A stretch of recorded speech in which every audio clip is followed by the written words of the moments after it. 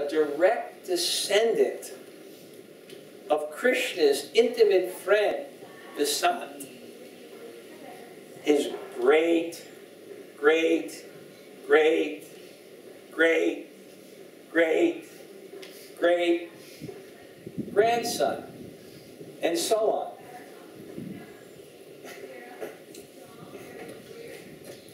Hari Leela Prakash was a first-person account of the sant and his friendly exploits with Krishna in the forest of Vrindavan. Dear friends, you can imagine, my hands were shaking. The hair on my neck was standing on end. I realized I had found a precious jewel.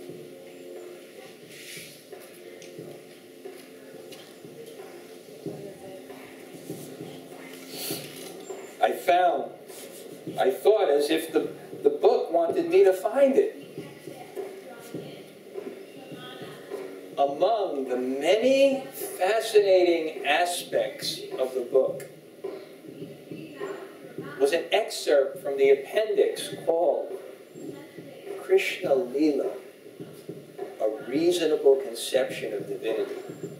Damodar writes that his lifelong concern was that people would think that the pastimes of Krishna were mere fables or mundane, and thus the deep spiritual import would be lost. Let us hear, friends. I think you will find his ideas significant. Sri Damodar Bahulanath states, all of us are seeking pleasure, and our greatest pleasure is found in pure, unmotivated love. If pure love is our guiding and universal principle, then why should it not be part of its source, the ultimate reality? As pure love entails a mutual exchange, then the one harmonious truth must have a type of discrimination within. There must be personality, beauty, and other qualities to enhance the flow of love. This flow of love is known as Shakti, or energy, and like all energy, devoted to bringing pleasure to its source. Thus, the Vaishnav conception of reality is divine Leela, a drama that stages the perfect expression of love, an exchange of devotion between the source of all energy, Sri Krishna, and the supreme Shakti, Sri Radha.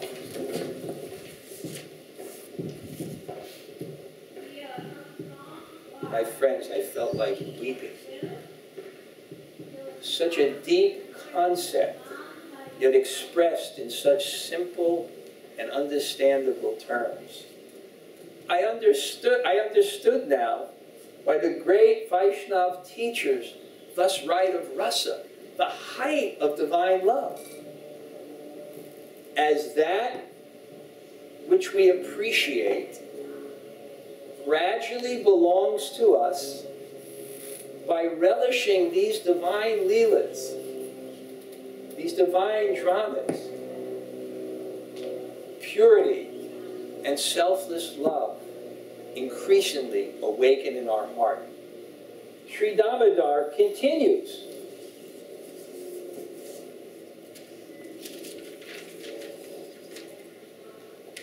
And just as love and pleasure to be appreciated to its fullest requires a variety of loving exchanges, why should not friendship, parental affection, and the love of secret and intimate dalliance not exist in its pure sense in the divine realm? I should explain to those of you who don't know.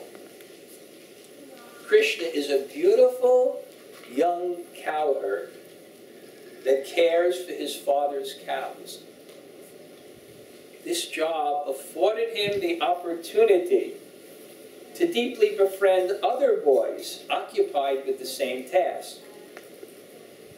They would gallivant all over Vrindavan, playing in its fields, resting in the trees, sharing wonderful meals on the bank of the Jamuna, all the while deepening their mutual affection and admiration. But in Vrindavan, as everywhere else, there are those opposed to any trace of the ceaseless flow of love. Demons. But if you think about it deeply,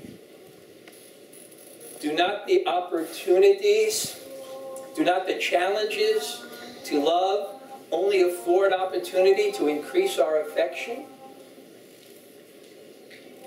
Did you ever fear the loss of a loved one? Was it not at those times that the flow of love reached its height? That's why I am so excited to share this with you. Hari Leela Prakash tells the stories of such perfected love. Maybe we have time for one. That's part of it. Maybe we have time for one. Just a short, a little background.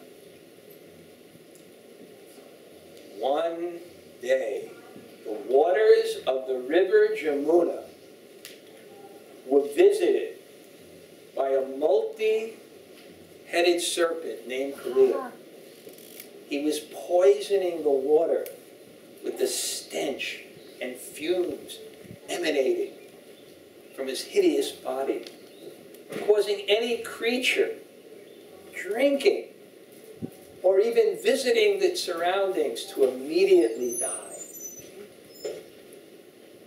Beautiful, oh most beautiful Krishna could not tolerate such a travesty.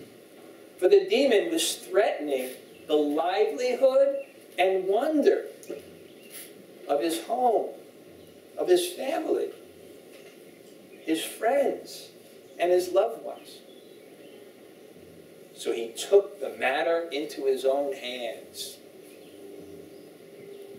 And as you can imagine, caused unimaginable anxiety for the residents of Vrindavan, who loved him more than their own life. Imagine how they felt. No, don't imagine. Just hear, friends. Just hear. It would not be proper for me to keep the treasure of Sri Damodar Bahulanath to myself. Let us hear an account from a witness to the feats of Krishna that day on the bank of the Jamuna. Listen carefully. For one who hears these pastimes with attention awakens the same causeless love in their heart. So let me now read from Damodar Bahulanath about the sant. Upon returning home late one day from the forest, after Krishna's horrifying and then glorious struggle with the Kaliya serpent, I, the sant, approach my worried mother, who was anxiously waiting at the door with her arms crossed and a stick in her hand. What? Microphone. Yeah, okay.